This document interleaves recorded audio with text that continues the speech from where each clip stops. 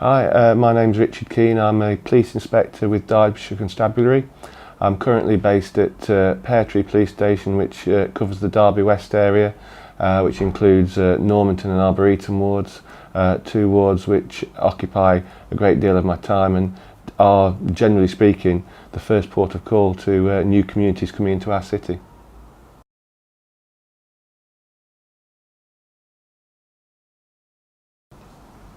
Well, I've worked with Hamaari for the majority of the time I've been at Derby West and Pear Tree, so very much I like to use Hamaari to help me make right decisions about the policing of the community, rather than, if I need to know something about a particular African community, then rather than look it up, I go straight to the actual people who know direct, and they give me a far better answer.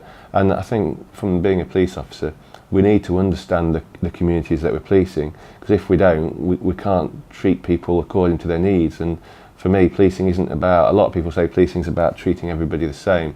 I don't personally agree with that. For me, policing is about treating everybody according to their needs and responding to what it is they need and want.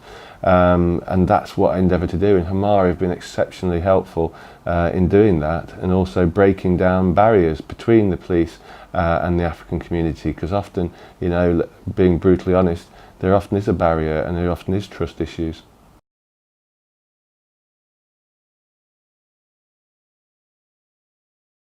Between the police and the community.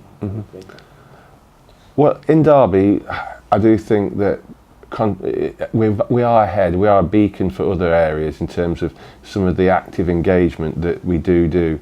But with the extremely diverse nature of the population, particularly around Normanton where we're sat now, there's some well-used statistic that there's something like 180 nationalities speaking over 80 languages in the area. So clearly there is a massive need for groups like Hamaari to facilitate contact with the police, help break down barriers, and improve community confidence, because as the police, we want people to come to us and report crimes or tell us about what's happening, because without the information that from the community and knowing what's happening, how can we police the area appropriately?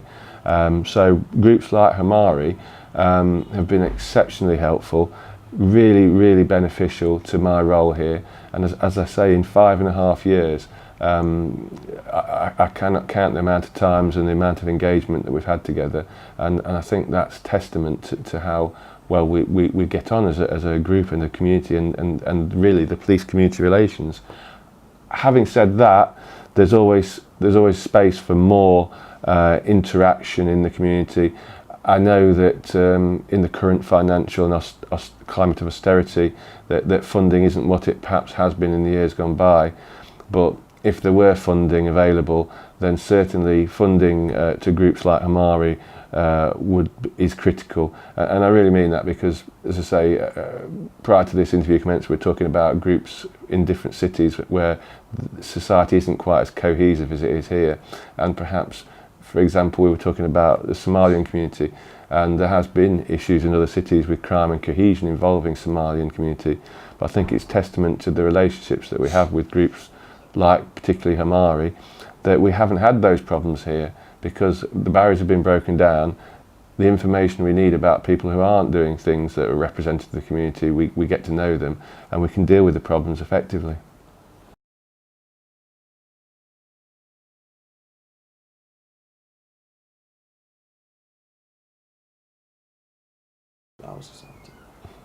In terms of asylum seekers and refugees coming into the city, you know, this country has always been, you know, going back, you know, through history, it has always been a place that can offer and will offer sanctuary to people who have come from, you know, war-torn, difficult areas, places where people are persecuted.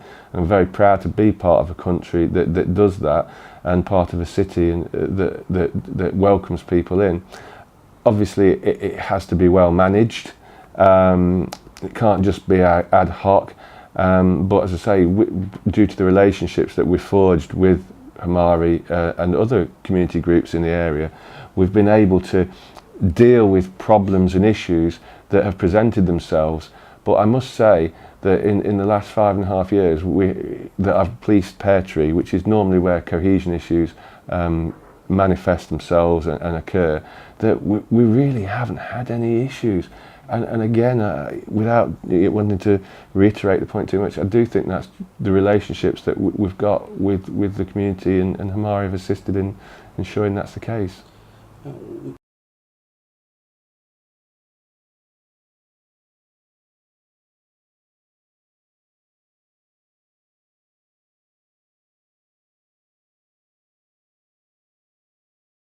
Well, I think from my personal perspective, because as well as working at Derby West and Pear Tree, I'm also the vice chair of the Derbyshire Black Police Association, with whom I work, and it is absolutely obvious, and we need to acknowledge it, that trust in the police amongst minority communities is far lower than it is amongst the indigenous white population.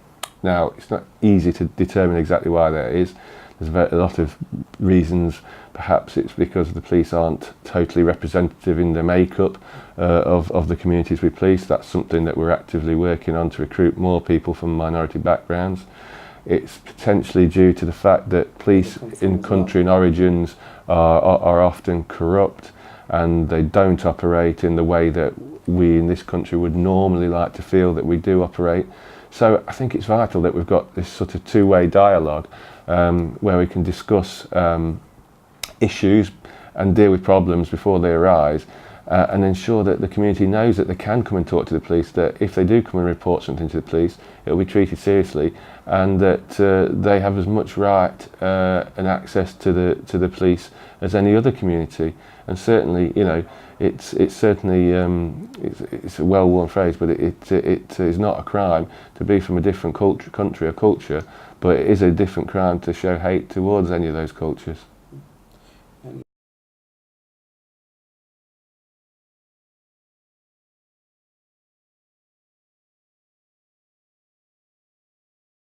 Okay, Hamaari.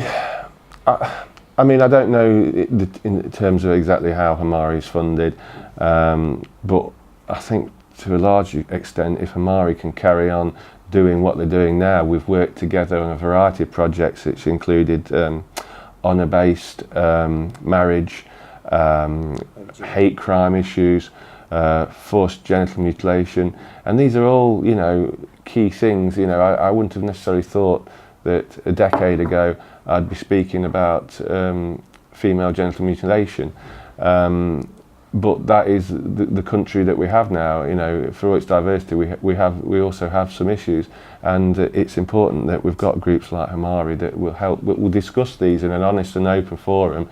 You know, because if we don't discuss them, how do we actually tackle them?